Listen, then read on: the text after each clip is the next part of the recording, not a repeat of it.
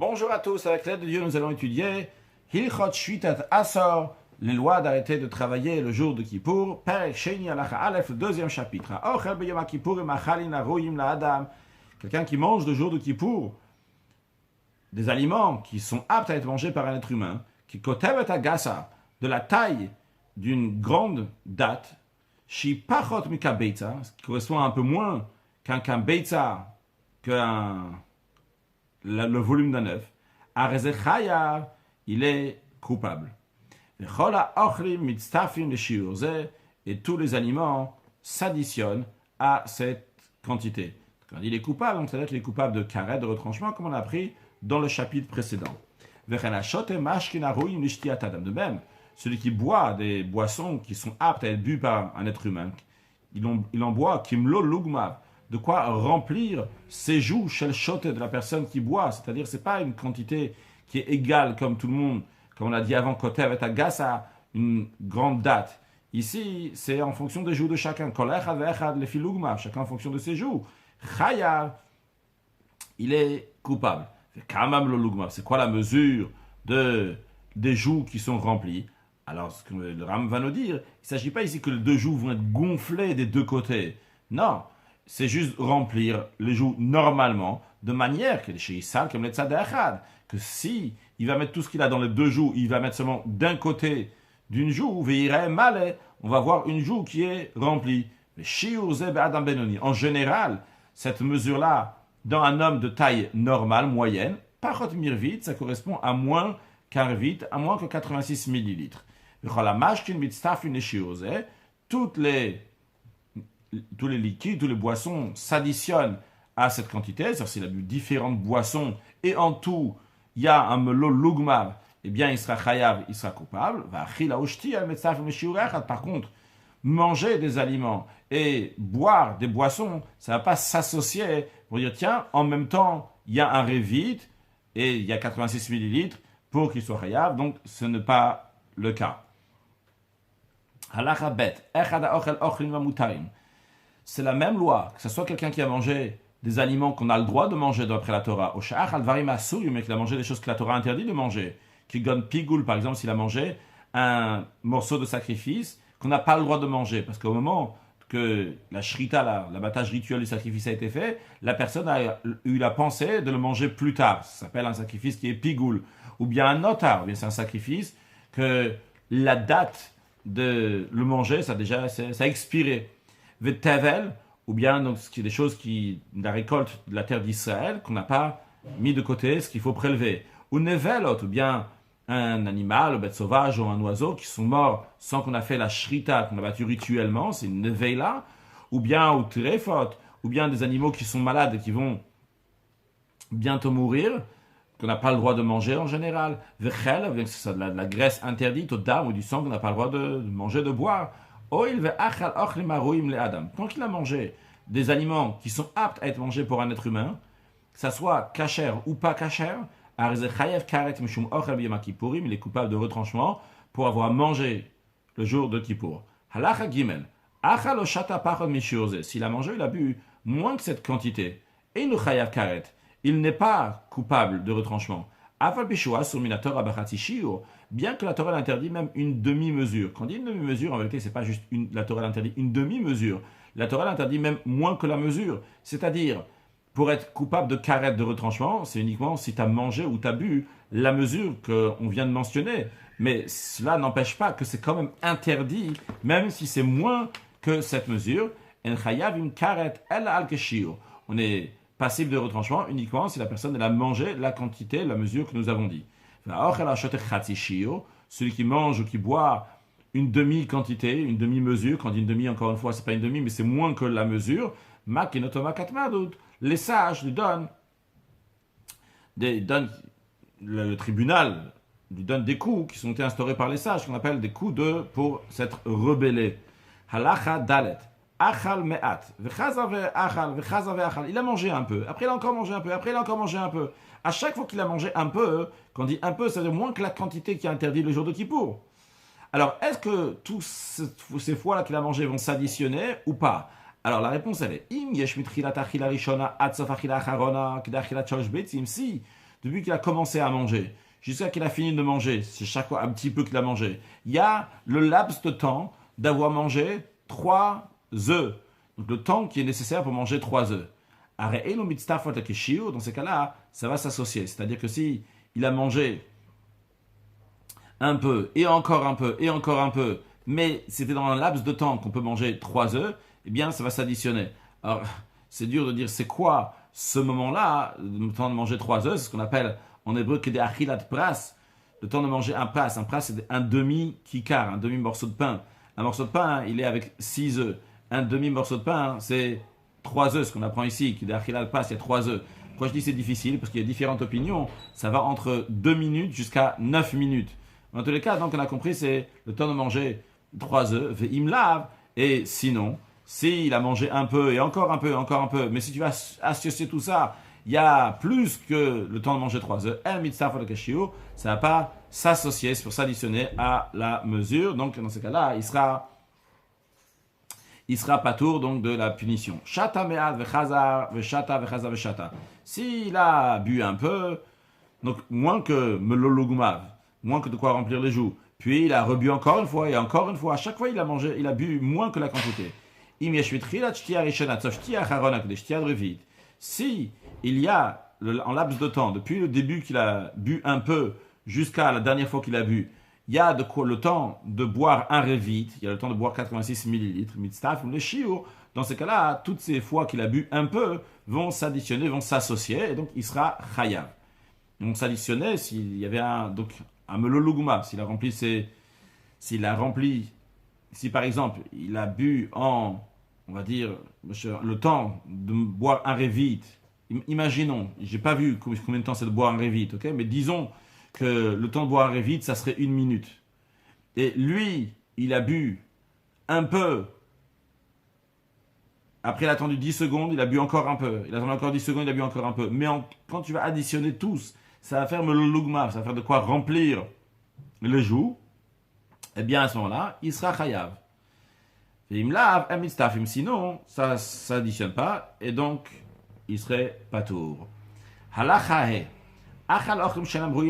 S'il a mangé des aliments qui ne sont pas aptes pour un être humain de manger, qui donnent à savim marim, par exemple des herbes qui sont amères, au safim abouchi, ou bien des sortes de liquides qui sortent de l'arbre, qui sont sales, qui sont pas bons, qui sont dégoûtants, qui sont mauvais, ou bien qu'il a bu des boissons qui ne sont pas aptes à manger par un être humain, qui donnent cire, comme par exemple le jus de poisson, quand on met du poisson pour saler, après donc le jus qui a coulé du poisson, au mourias, ou bien de la graisse de poisson qui a fondu, ou bien du vinaigre qui n'a pas été dilué, même s'il a bu, mangé beaucoup, il n'a pas tourné la carrette, il est exempté, il n'est pas puni du carré de retranchement, parce que ce n'est pas considéré des aliments, des boissons qui vont apaiser la personne. Mais quand même, on lui donne makatmad, donc des coups de fouet, mis des rabanan instaurés par les sages. S'il a bu le jour de Kippour du vinaigre qui a été dilué avec de l'eau, chayav, là il est coupable, parce que là il peut le boire. Hakoses pilpilim zangevil, celui qui mâche le jour de Kippour des graines de poivre ou bien de gingembre yavesh qui est sec. Donc tu ne peux pas le manger comme ça parce que c'est très très fort. En général tu l'utilises pour les épices. Les caillottes ou des choses qui sont semblables, en tout cas tu ne peux pas les manger comme elles sont. Patour, il est exempté, donc il n'y a pas la punition vu que c'est pas apte à manger. Ratov, s'il a mangé du gingembre qui est frais, chayav, là il est coupable. Pourquoi? Parce que c'est oui mangeable. S'il a mangé des feuilles de vigne, patour, il est patour parce qu'ils ne sont pas aptes à être mangés. Par contre, s'il a mangé l'ulvegefanim, des bourgeons de vigne, donc quand les vignes sont encore tendres, il y a ces bourgeons-là sur le bout de ses branches, chayav les chayav. Ve'elouen, le Ram il explique, c'est quoi, quand est-ce qu'ils sont considérés l'ulvegefanim, donc ces bourgeons de vigne. Il colle chez le livre, on Eretz Israël, c'est tous ceux qui ont commencé à pousser entre Rosh Hashanah et Kippour, qu'à ce moment-là, ils sont encore tendres et on peut les manger. Par contre, si c'est plus que ça, ils sont considérés comme du bois ou patour. Et il est patour parce que c'est pas, le bois, c'est pas quelque chose qui est raoul achil, quelqu'un peut manger.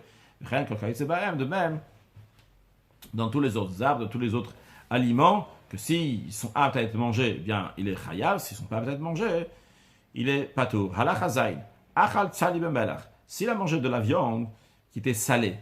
Alors, la question, ce que le Ram ici veut nous discuter, la viande elle-même n'avait pas la quantité suffisante. Mais quand tu rajoutes le sel, ça arrive à la quantité suffisante de manger. Alors, est-ce que ça s'associe ou pas? Le Ram nous dit, que le sel s'associe à la viande. Et si tu prends la viande et le sel, et en même temps tu vas avoir donc la quantité suffisante, ça sera chayav. De même, tsir, donc la saumure, shalgabi yara qui est sur le légume, mitztaref, il va s'associer avec le légume lui-même, bien qu'en général, un liquide ne s'associe pas avec un aliment. Ici, ça va s'associer comme des shemachira ochel, parce que les condiments, donc ce qui est là pour arranger l'aliment, un qui est mélangé avec le manger, qui est ochel kasher, ils sont considérés comme l'aliment, comme le manger lui-même.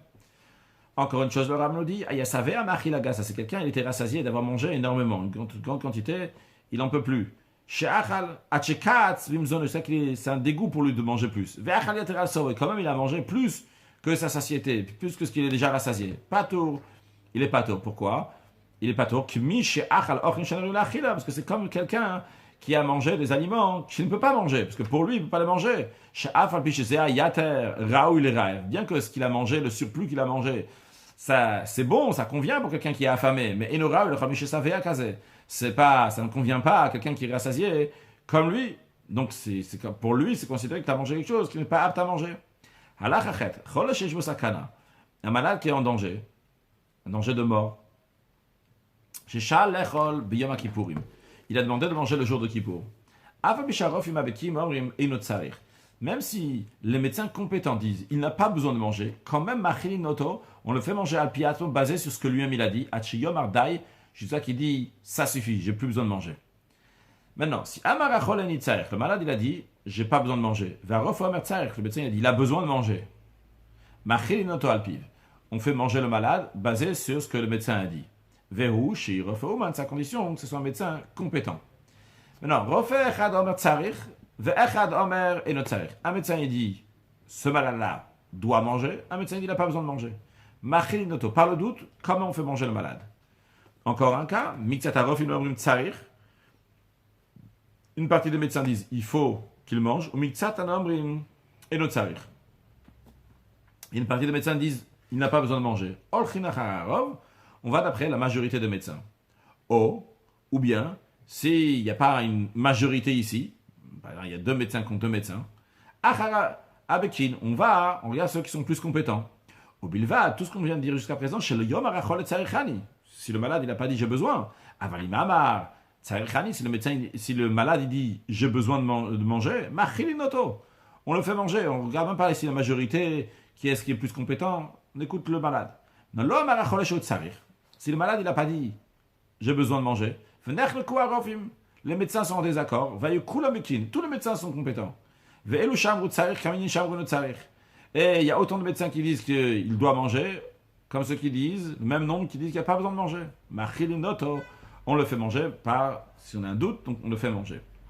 Halachatet, ou bara, une femme enceinte, shaericha, qui a l'odeur, la senti, un mets donc qui est agréable, envie de le manger, c'est pas si on dit que c'est pas elle qui a envie de le manger, mais c'est le fœtus qui est à l'intérieur d'elle qui a envie de le manger. Donc si elle n'a pas le manger, le jour de Kippour, en tant ce qu'elle est en train de sentir, elle est en danger. On lui chuchote dans l'oreille, on lui dit c'est Kippour aujourd'hui.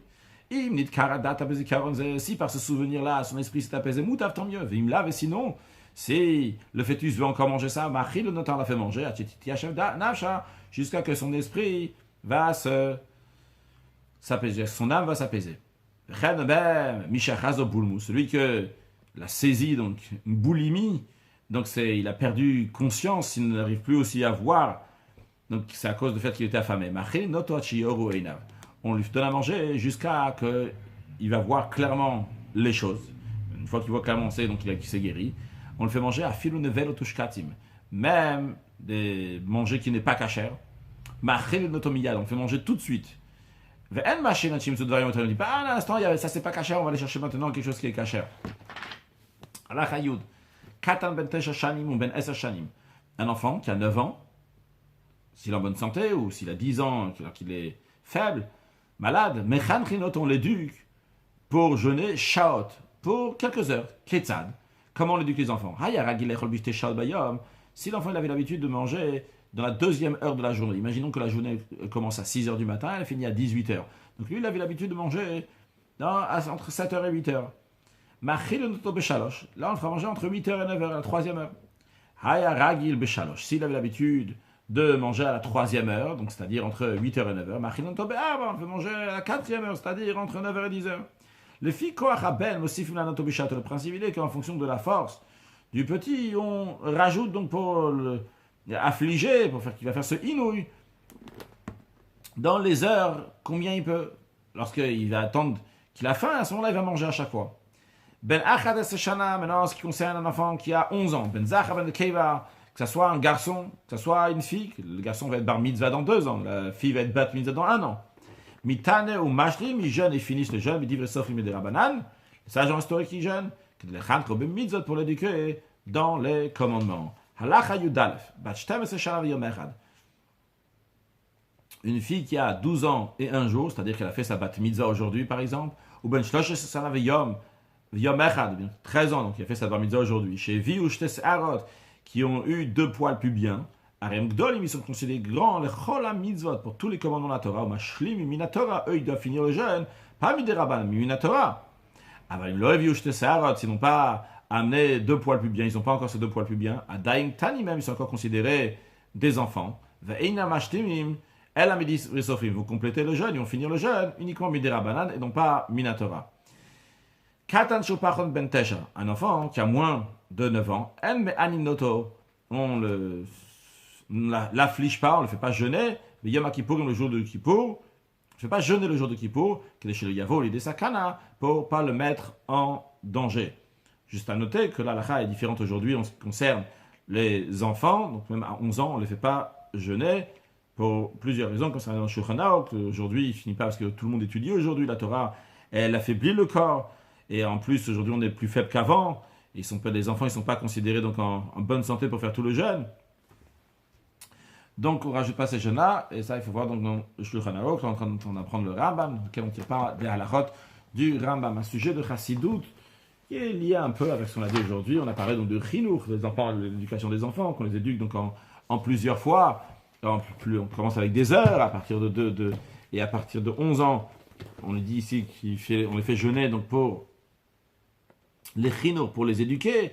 Eh bien, dans cette idée donc d'éduquer, c'est l'obligation de chinuch. Le chinuch, c'est midérabanan, c'est les sages. D'après la Torah, il n'y a pas d'obligation de faire le chinuch, de se préparer à ça. Et d'après la Torah, quand ça arrive le moment, à ce moment-là, tu dois commencer à faire la chose.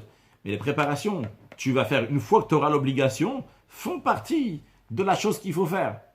C'est-à-dire que théoriquement, je dis théoriquement, quelqu'un, ça arrive sa bar mitzvah à ce moment-là, donc il va commencer maintenant à fabriquer cette filine. Parce qu'il doit maintenant se mettre maintenant, commencer à faire cette filine, à faire ce qu'il doit faire. Comme les Juifs, ils ont reçu le matin Torah de faire les tefilines, ils ont commencé à faire, ils avaient l'obligation tout de suite de mettre les tefilines. D'abord, certains ils disent qu'il fait l'attendre en Eretz Israël, de toute façon quand ils vont entrer en Eretz Israël, en tous les cas, certaines mitzvot, tu dois commencer tout de suite, il fallait attendre le temps de la préparation. Donc ça fait partie de la préparation. C'est normal. Je souligne que ça c'est mis d'après la Torah, bien sûr, il y a le midera banan, le chinuch, c'est très important le chinuch. Mais basé sur cette idée-là, on explique aussi, c'est écrit dans le Zohar, que Avraham Avinu était Zaken Baba Yamim, c'est-à-dire qu'il était Baba Yamim, Avraham Avinu, il avait tous les jours qui étaient complets. A priori, comment on peut dire qu'Avraham Avinu, le premier des patriarches avec tous ses jours complets, Avraham Avinu, il avait 3 ans dans lesquels il a erré jusqu'à qu'il va comprendre la Kadosh Baruch Hu. Avec Ben Shalosh, qu'à 3 ans, Avraham il a connu Akadosh Baruch Hu. C'est la raison pour laquelle d'ailleurs aussi il y a écrit que Ekev Hashasham Avraham Bekoli. Que Ekev, Avraham il a écouté ma voix. Ekev, c'est la valeur numérique de 172, bien que Avraham il a vécu 175 ans. Parce que pendant 3 ans, Avraham Avinu n'a pas connu Akadosh Baruch Hu, il était à la recherche d'Akadosh Baruch Hu. Alors comment on peut dire dans le Zohar que tous ces jours ils étaient en entier? Parce que lorsque quelqu'un il se prépare à faire la mitzvah, eh bien la préparation même de la mitzvah fait partie de la mitzvah. Donc Avraham Avinu il a fait ce qu'il devait faire. Alors bien sûr, si on souligne encore une fois, c'est Midoret et c'est la Torah, Midera Banan, il faut faire le chinuch. Et nous aussi, tous les mitzvahs qu'on fait aujourd'hui, c'est une chinuch, c'est une éducation, se préparer pour que Mashiach il va venir. Et bien à ce moment-là, on va savoir comment faire les mitzvahs à Yerushalayim, à Kodesh, en Eretz Israël. Et comme les sages disent, que même que je vous mettre en exil, en dehors d'Eretz Israël, Faites les mitzvot, chatem chozim, lo yu alechem chadashim, quand vous allez revenir, ils ne vont pas être nouveaux. Donc, comme il y a Tzivilar Tziyunim, on apprend que tout l'essentiel des mitzvot, ceux qui sont en Eretz Israël, donc ça, on est en train de se préparer aujourd'hui pour ces mitzvot-là qu'on va faire, Bishleim, de la perfection, avec la venue de Mashiach très prochainement. Une excellente journée.